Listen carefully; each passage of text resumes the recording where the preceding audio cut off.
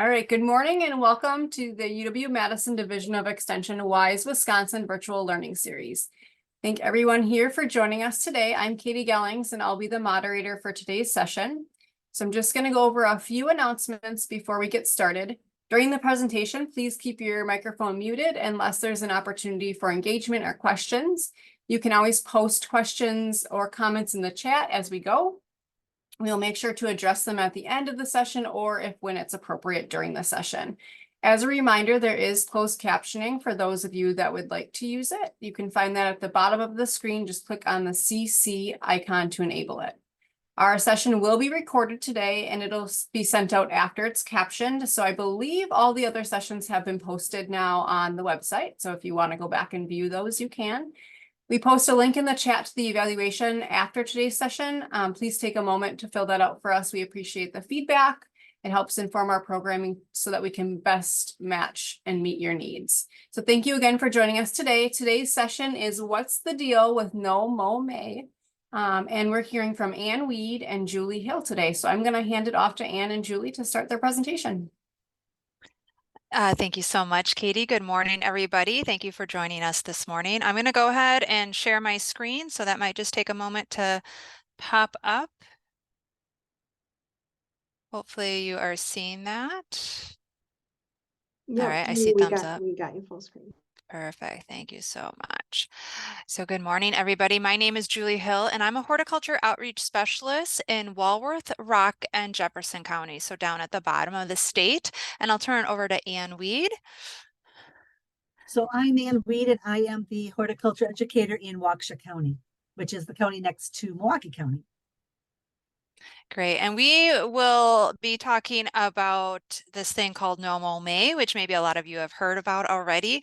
And we welcome questions, but we're going to try to get to those at the end. So we're going to cruise through a fair bit of material, and then we would be happy to answer questions that come up. So when people hear about Mow May, they usually have some questions. So we're going to dig in a little deeper into what Mow May means for your lawn and garden. And we're going to talk about what it is. What is Mow May and its impact? So we have a shared understanding of the intent of Mow May, the research and the impacts on pollinators and lawn health. We're going to talk about what lawn and gardening practices support pollinators, because helping pollinators goes beyond the month of May. So we'll discuss best practices to help those pollinators in your yard or your neighborhood all year long. And here at Extension, we love to share our university-based resources. So we will, and science-based resources. So we'll share those with you to help you with your gardening endeavors. We do have a link to an article from our Extension Horticulture website that includes a handout that you can download. I think that handout was also emailed out, but you can go to that website and also download it and find a lot of information there. All right, so what is Mow May? Mow May, the premise of it is just to pause mowing during May to allow flowers to bloom in your lawn to help early season pollinators. Oftentimes these plants are considered weeds in your lawn, and early spring is a time when floral resources, flowers, essentially are often limited for pollinators, especially in urban and suburban landscapes. And that's important to note because Mow May was really started for those urban and suburban landscapes, not necessarily a really rural environment. Mow May was first launched in 2019 out of an organization called Plant Life, which is based in the UK. And then a year later in Appleton in 2020, it really took off. Residents there organized their own Mow May, and Appleton is an affiliate of Bee City USA. And a lot of times these places, like an urban place, has ordinances restricting grass and weed length. So those residents talked to their city council and convinced their city council to suspend those ordinances during May. Over 400 participants, over 400 homeowners participated. And then that sort of sparked this nationwide movement, really gaining interest and momentum throughout Wisconsin too. And more cities and townships started relaxing their grass height and weed ordinances during May. And just to mention this kind of May timeframe, it's just because that works out for Wisconsin. In other parts of the nation, they might be doing, no mow April or no mow June or something like that. So May just kind of has worked out because of where we are. And we also just wanted to make a little note here that a lot of times there's confusion or people hear about no mow grass. That's not the same as the No Mow May initiative. No Mow grass is a grass mix that you can find at, different garden centers or online. And it's just a mix of a fine fescue species, which is just a type of turf grass species. And that fine fescue, it grows slowly and it doesn't need to be mowed as often as other species. However, you still do need to mow them depending on how tall you like your lawn. And those no mow mixes or those fine fescue mixes are usually used in combination with other designs in the landscape. It's not a substitute for your kind of conventional lawn type of area. So just to mention that, because I know sometimes that gets a little confusing. All right, so does No Mow May actually support pollinators? That's the intent of it, to help give pollinators food. And we've taken a look at the research. So No Mow May itself and its direct impacts on pollinator health and abundance really hasn't been widely studied. But there has been some published research and citizen science efforts that have shown that plant and insect diversity is higher when there's less frequent mowing. And we did put a link in that handout I mentioned to the Bee City USA website. They have a list there of some published studies of the conservation benefits of that reduced mowing. So if you want to read up on those, you can certainly refer to those. So the real question is, do pollinators benefit from an unmowed lawn? If you're pausing your mower in May, are those pollinators benefiting? So we're going to just take a step back really first in order to answer that question to what are pollinators and what they need. I'm sure people are very familiar with pollinators and we often think of bees as really great pollinators, but a pollinator is any animal that visits flowering plants and transfers pollen from flower to flower. And again, bees are wonderful pollinators, but there's other insects too that are great pollinators, such as moths and butterflies. The flower flies, there's a picture of a drone fly and a hoverfly. Those are a couple types of flower flies. I know we don't like wasps necessarily, but they can be great pollinators. Beetles and not an insect, but the ruby-throated hummingbird in Wisconsin here also has some pollination services. Okay, so just kind of a little bit of background of what is a pollinator and what do pollinators need? So they need, for their habitat, they need blooming flowers, which provide food. They need safe places to nest and to overwinter and to hide. And they need protection from pesticides. So pesticides are things like herbicides and insecticides.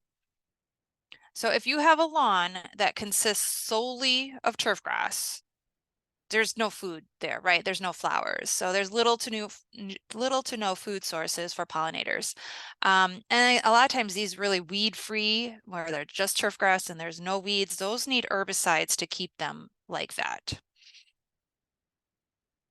As we mentioned, research supports that lawns that are mowed less often promotes more flowers because the flowers aren't being mowed off. So also lawns that use less herbicides are going to have more flowering plants, which could support a greater diversity of pollinators and other insects. There's some low-growing flowering plants that are commonly found in the lawn that might be blooming in May, and they can provide some food sources for early pollinators. So just a couple of examples here. The Dutch white clover is on the left, and the common blue violet is on the right. They typically both are blooming in May. Violets do have limited pollen sources because they have a short bloom time on their flowers, and the flowers don't rebloom. You might also see Creeping Charlie, and I know that might be a nemesis for a lot of people. It might be blooming in May. There's a little bit about Creeping Charlie. The nectar quality is pretty inconsistent, and because of how the flower is shaped, the pollen isn't available to pollinators. And with dandelions, if that's all that's available, bees and pollinators will use dandelions. There's some limited research that says the pollen isn't a complete protein source for bees. But again, if that's the only food that's out there, they will visit dandelions. So if you want to pause mowing your lawn in May to allow low-growing flowers to grow, there's some things you need to know. make sure to check your local ordinances because there might be restrictions on grass height and other local restrictions that apply to yard care. And then pesticides, such as herbicides, can impact the plants that pollinators are foraging on. And insecticides, which are chemicals that kill insects, can have directly harmful effects on the pollinators themselves. So if you are regularly applying products that kill weeds, such as herbicides, and kill insects like insecticides or other pesticides, these can cause harm either directly or indirectly to pollinators and other beneficial insects in your yard. So we want to reduce or eliminate those from your yard. And we're going to talk more about that later on too. If you do let your lawn go for the month of May, the first mow in June is going to be pretty hard on the mower and it's going to be stressful to those turf grass plants. So we want to give you some tips to make that a smoother transition if you do it. Make sure your blades are sharp. You want to raise your mower blades as high as they can go. It's going to probably take a few mowings to get your lawn back to its desired height that you like it at. Ideally, we try not to remove more than 1/3 of the height of the turf, and that's just a general lawn care recommendation anyways. You don't want to be chopping it all off at once if you can help it. And that's going to help minimize stress not only to your mower, but those turf grass plants. If you're using a gas mower, you're probably going to need to use more gasoline. And if you have a lot of lawn clippings, if it's really been growing well, you're going to want to spread those out or rake them up or use them in your compost so that they don't smother the underlying lawn. And for the remainder of the season, just continue to mow when it needs it. You don't have to necessarily mow on every Saturday if the lawn doesn't need it. You know, you may end up mowing once every couple of weeks instead, or every 3 or 4 weeks, depending on the weather. And we just want to keep it, the best recommendation is to keep it at a higher height anyway, about 3 to 4 inches. Even if you don't participate in No Mow May, our turf specialists recommend mowing high, about 3 to 4 inches, just for overall turf health. So if you have a lawn, can it be more pollinator friendly? And here's some suggestions. We kind of talked about this already, mowing less often. Lawns that are mowed less often promote more flowers because the flowers aren't being cut off. You can add some low-growing flowering plants to your lawn that provide nectar and pollen to a wide range of pollinators, not just in May. So we mentioned that Dutch white clover, and we mentioned common violets, but other low-growing flowering plants like self-heal, which is pictured on the left here, and creeping thyme on the right, will add diversity to the flowering plants in your yard throughout the summer and provide food for pollinators. And these plants can tolerate a little bit of foot traffic and they can tolerate the mowing too. And throughout the summer, there may be other weeds that you have growing in your lawn that provide pollen and nectar for your pollinators. Kind of a step up from that, beyond just adding a few plants, is thinking about planting a bee lawn. Bee lawns are a little bit different. They are intentionally planted and managed with flowering plants to provide food for pollinators, not just bees, but they're called a bee lawn, but they provide food for a lot of pollinators. They're also a low input lawn. So that means they're managing with less fertilizer, less mowing, less or no herbicides and things like that. And so you spend less time on lawn care too. Bee lawns can still be used for a light recreational purpose, so they can tolerate a little bit of that foot traffic and, you know, walking on and things like that. But if it's an area of high use of high traffic, they're not going to tolerate that as well. We do have a link to the University of Minnesota. They have the Bee Lab, which has provided a ton of resources about bee lawns. We also have an upcoming webinar I just want to plug here. That's another virtual learning opportunity, establishing a bee lawn, current research and practical techniques.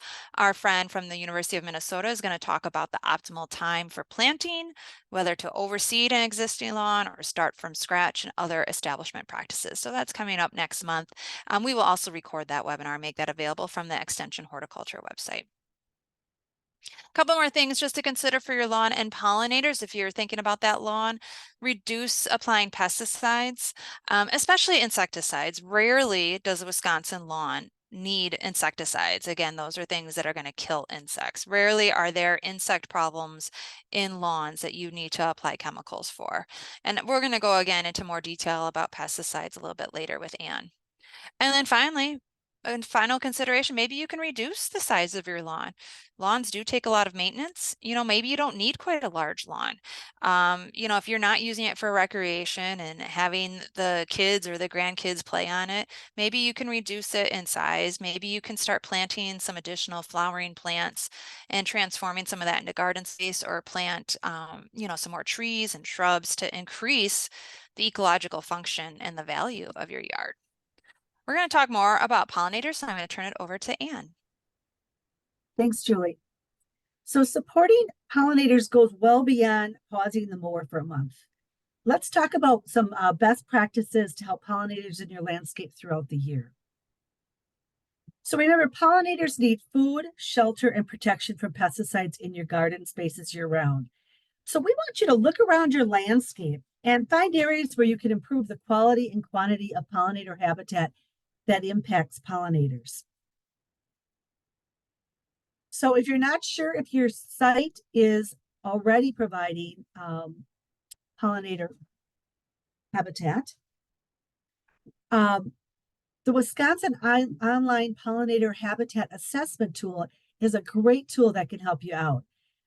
So what you need to do is maybe select a site, maybe in your yard and landscape, that you want to assess for pollinator habitat. It doesn't have to be your whole yard. It could just be a small portion of it. And then head outside with your smartphone or tablet to get started. The assessment should take about 20 minutes or even less, and you'll be evaluating flowering habitat, nesting habitat, and insecticide use at the site. There's a QR code here on the screen, but we also have that link, that website link in our handout. Another option is you can download the Wisconsin Pollinator Habitat Guide to find specific actions that you can take to improve pollinator habitat. Remember, there's no site too small to provide habitat that will improve the abundance and health of your local pollinator community. And this little habitat guide will give you some great ideas. A healthy pollinator habit will provide sources of nectar and pollen from diverse flowering vegetation across the entire growing season from April to October. Native plants like flowers, shrubs, and trees provide the best food sources for pollinators throughout, all stages of their life. And there are non-native plants that can also provide food for pollinators. And remember, flowers aren't the only thing that pollinators need. They need the larval stages of little caterpillars will need juicy leaves to feed on too. So you might already have food sources growing, like some of the plants shown here on the slide. Examples are serviceberry or maple or zinnia. And maybe you have more space where you can add a few more things. No matter what space you have, either on the ground or even just adding flowers in containers, you can add more flowering plants such as trees, shrubs, or flowers. And remember, this also includes herbs and annuals too. We have a picture here of black swallowtail larvae on dill. If you're worried about being stung, maybe plant some of these heavy, plant some of these other new pollinators, maybe in a away from high traffic or play areas.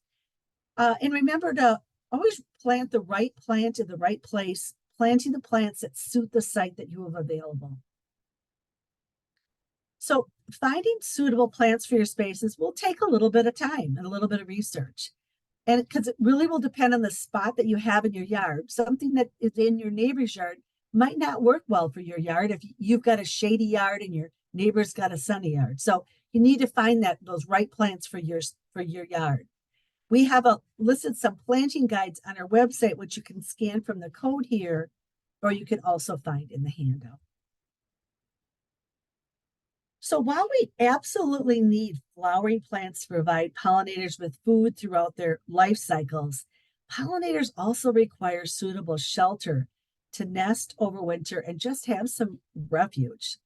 So we want you to look at your yard or your landscape. The main sources of shelter, nesting, and overwintering include areas where there's stems and branches of shrubs, trees, and wildflowers, maybe some leaf litter, bare or undisturbed ground, some dead wood, brush piles, and even rock piles. Are there areas in your landscape that you can incorporate some of these shelter and nesting features? And it might not be in your whole yard, but are there maybe some little pockets or some little small areas where you could do this? We want you to think about that. And if you can, hold off on your spring cleanup this year, such as removing the dead wood, cutting perennial stems, and tilling until late May. Or considering designating an area in the back or a corner of your lot that you can just leave till late May. This will really help the pollinators that haven't yet emerged as adults from their overwintering nests. And then year round, we recommend trying to leave some patches of undisturbed ground, some leaf litter, and brush for ground nesting bees. And avoid using the plastic mulch barriers and the heavy or treated mulch. These cover the soil blocking access. And because these ground nesting bees and other insects need bare soil for nesting. So exposure to pesticides can negatively impact pollinators. And we just want to remind you of a few things. So remember, a pesticide is any substance or mixture of substances that are intended for preventing, destroying, or repelling any pests. And a pest could be a lot of different things. They can be a weed, they can be an insect, or they could be a disease. And another misconception that people have is about organic products. We just want you to know this and share this with others, that even products labeled as organic can be detrimental to pollinators. So insecticides have a direct impact on pollinators because the job of an insecticide is to kill insects. Pollinators can be exposed to insecticides by direct contact or when they interact with plant or soil where insecticides are applied. And other pesticides, such as fungicides and herbicides, may not be acutely toxic to pollinators, but these chemicals can sometimes have really subtle effects on pollinator health. Pesticides can also contaminate pollinator food sources and can be present in the soil where they nest. So in thinking of pollinator health, it's ideal that pesticide use is eliminated or limited from your site. But we get it. We understand that insect disease and pest problems can happen. So we want to just talk about how to deal with those. So there's 3 steps here that you can see shared on the screen, and we're going to go through each of those in more detail in the next few slides. But basically, they're going to focus on correctly identifying the problem, learning your options, and using non-chemical methods first. And if chemicals are warranted, research how to use them safely. So step 1, correctly identify the problem. We encourage you that before you reach for a pesticide or hire a service to apply pesticides, that you make sure you properly identify or diagnose the problem or issue. So Extension offers a great diagnostic source. It's called the UW-Madison Extension Horticulture Ask Your Gardening Question. And this form is an online site, can be found in an online site to submit your gardening question and upload photos to show the problem. And if needed, they will direct you to one of the diagnostic labs at UW-Madison. Oftentimes, a sample is needed to accurately diagnose the problem. And then I mentioned the diagnostic lab. So these are the 3 that can really help, that are focused on landscape. So there's the turf grass diagnostic lab, and that provides fast and accurate diagnostic information and management recommendations. They can help with a variety of issues, including lawn diseases and dead grass. And then we have the insect diagnostic lab, and that can provide timely and accurate identification of insects and damage caused by insects, spiders, and other arthropods from all around Wisconsin. And then the 3rd clinic we have is the Plant Disease Diagnostic Clinic, and this clinic identifies plant diseases from digital photos and or sample submissions and provides management recommendations.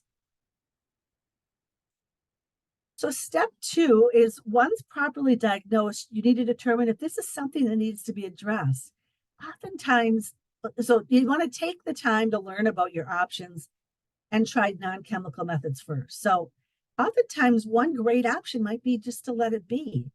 You might find out that the problem may not actually be severe enough to need any immediate action. So you can just let it be. Other options might be, include hand pulling a weed or picking insects off plants. If maybe you don't have that many insects, you might be able to just pick them off. Using row covers, which it's shown here in one of the photos, protecting the insects from getting access to the plants. Remember, lawns and plants that are properly planted and maintained are less susceptible to insect and disease problems. It's important that you select the plants that will do best in your site that you have available. You want to plant them properly with plenty of space and use good watering practices, watering at the base.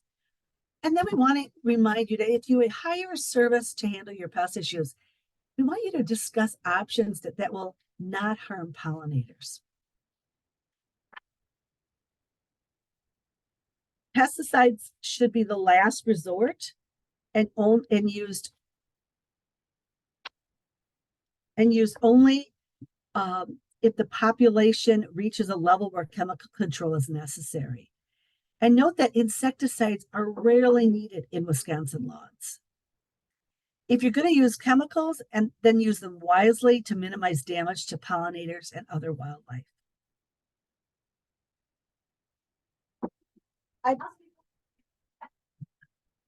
We want you to read and follow all label directions carefully. Follow the label for all preparation, concentration, not more, not less. For the timing, know the target pests, storage recommendations, disposal, and safety information. This is real essential that you read this before you use the product. Avoid reapplying unnecessarily, and pay close attention to the label for the environmental hazard statement and any special precautions that must be taken to protect pollinators. If you see this bee icon on the label, this signals the product is hazardous to bees and other pollinators. In addition to the label, you can do your own research too. The National Pesticide Information Center can help you determine how an active ingredient in a product might impact non-target organisms. This means the other insects or animals that the ingredient could have an effect on. There's a link to the National Pesticide Information Center in your handout. And if applying chemicals, use them in the least damaging ways. For example, we want you to choose the least toxic, less persistent pesticide. Again, do your research. Don't spray on blooming flowers.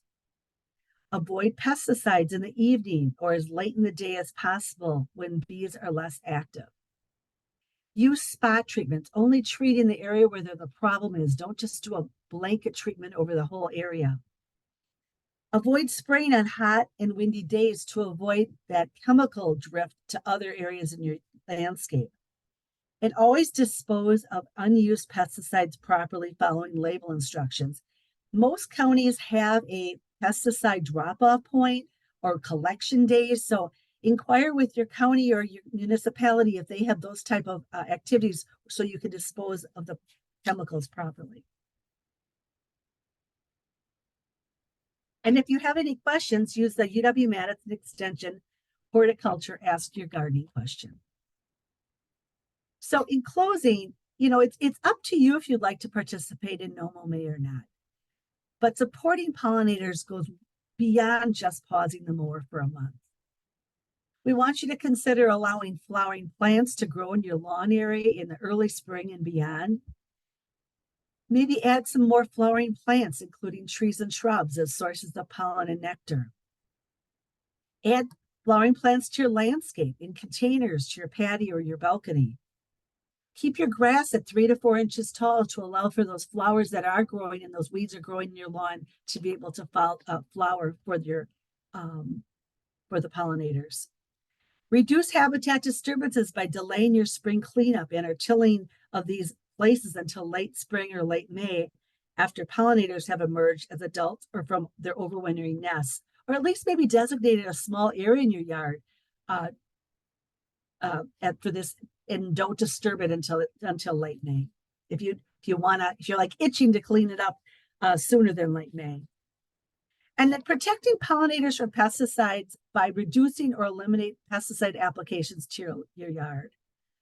So we want to refer to our handout for helpful links to resources that were mentioned throughout this presentation, including the online pollinator habitat tool, planting guides, and more. So that ends the presentation. I want to give credit to the whole team of us who worked on this project from the horticulture program with UW-Madison Division of Extension. We hope that you will complete a short evaluation. The link will be put in shortly, and now we'll take your questions.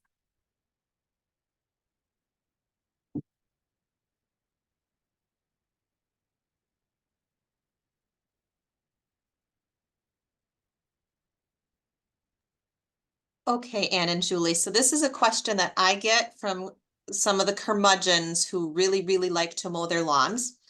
And they ask, if spring is early, like it kind of apparently is this year, is it all of May, or does that switch to a little bit of earlier, like no mow April, if we're having a warmer spring?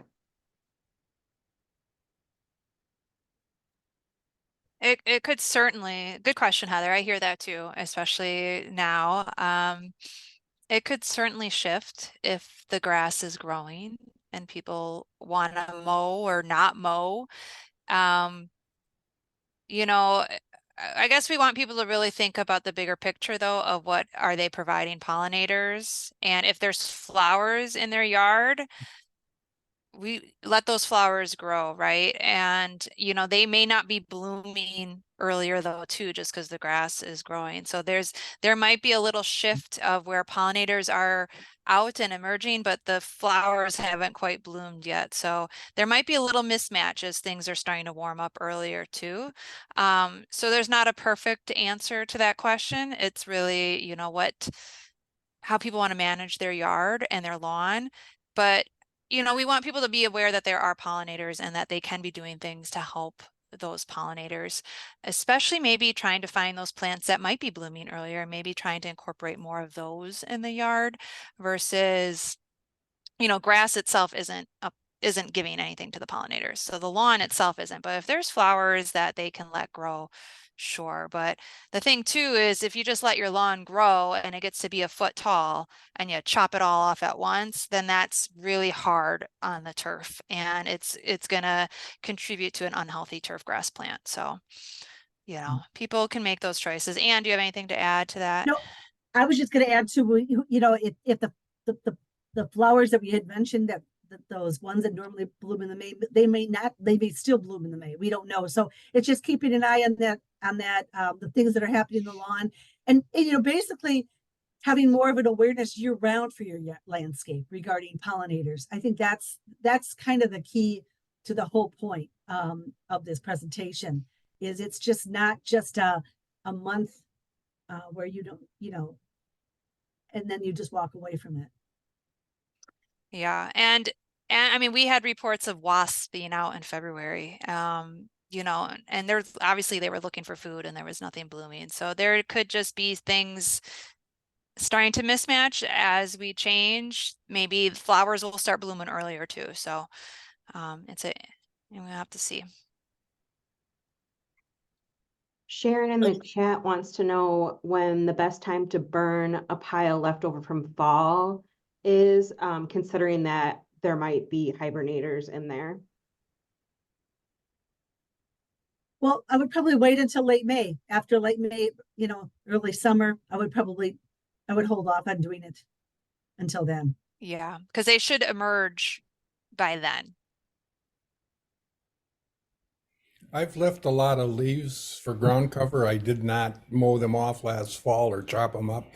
How long should I wait? Because I didn't realize, I've learned there could be things, you know, needing it underneath the insects. So should I wait for a while yet before I chop them and blow them?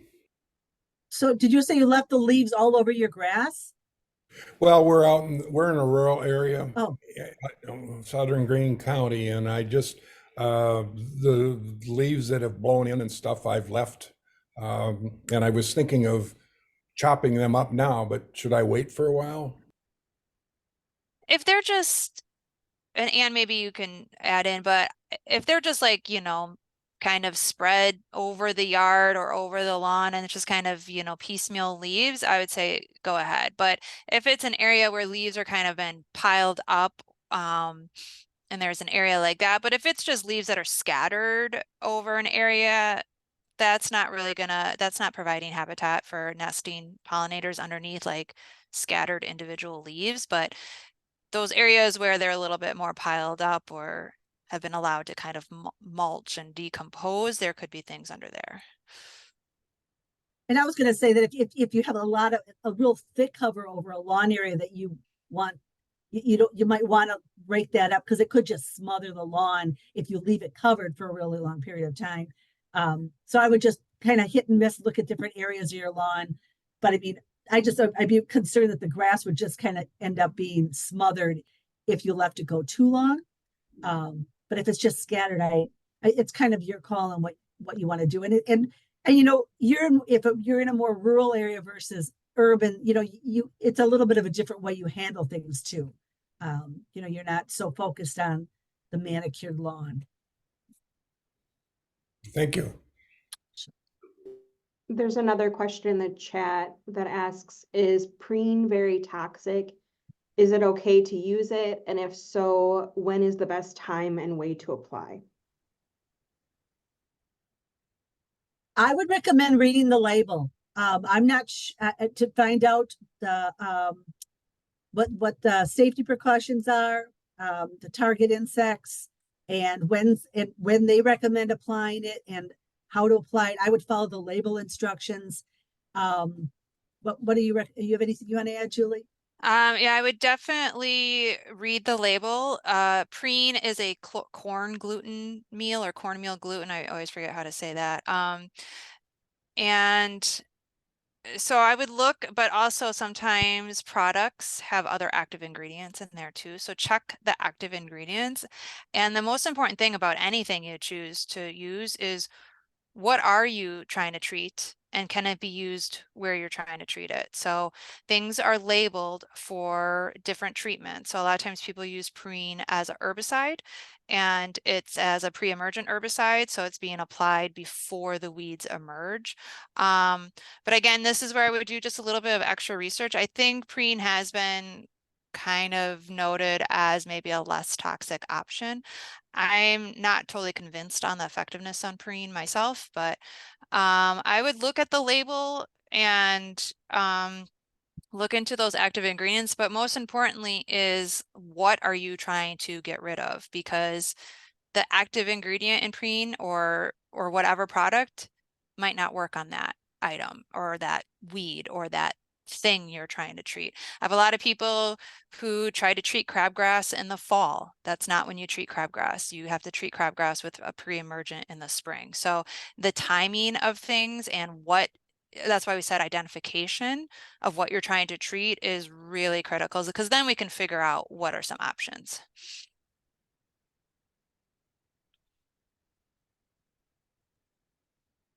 When you were showing the photos, you showed some photos of like where they had mowed a strip, but then they had turned the rest of the yard into like flowering plants and spaces.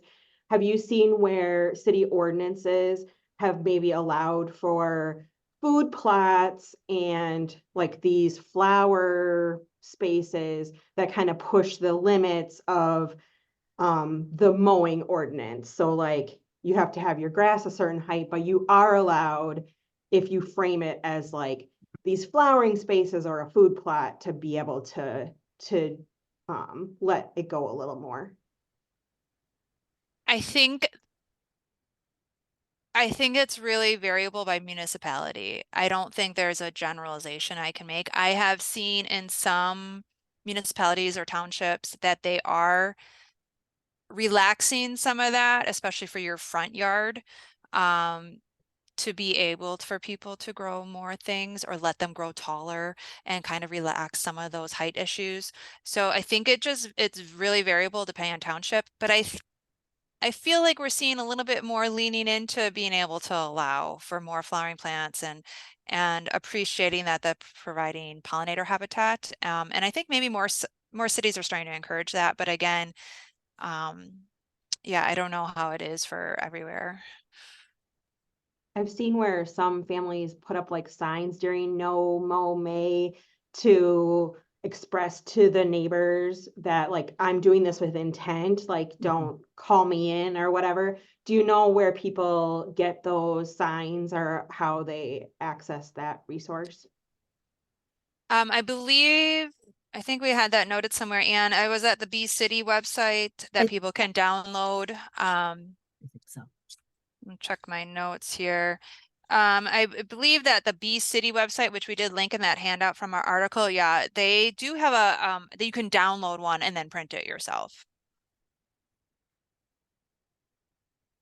But I would just want to encourage that if you choose, you know, if that seems a bit much to do the No Mow May, there's a lot of other things you can do year round that can help pollinators. And that's why we wanted to just kind of mention that today is there's other ways to improve your pollinator habitat in your landscape.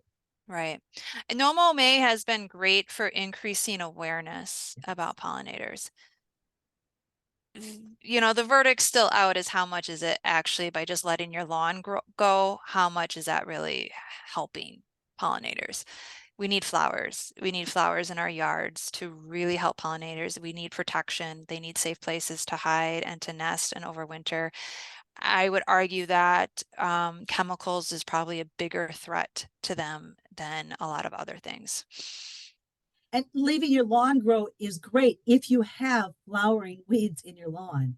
If you have a manicured lawn, the other 11 months out of the year, letting your grass grow in May is really not going to do anything because there's nothing there to provide the food for the pollinators.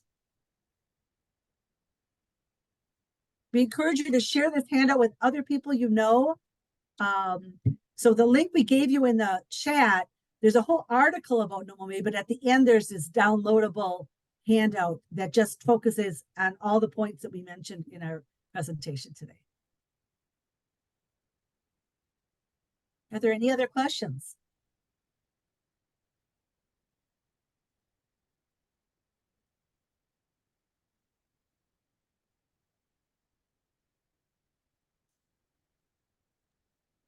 There's no other questions.